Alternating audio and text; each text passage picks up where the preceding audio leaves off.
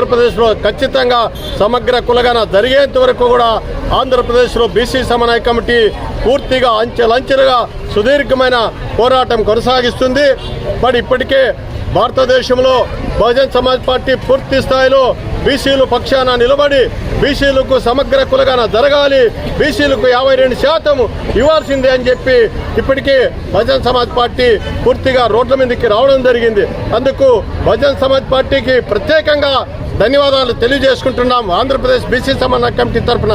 ఎందుకంటే అంత ధైర్యంగా బీసీల పక్షాన పోరాడుతుంది కాబట్టి వారికి తప్పనిసరిగా పూర్తిగా దాన్ని ముందుకు తీసుకెళ్తాం.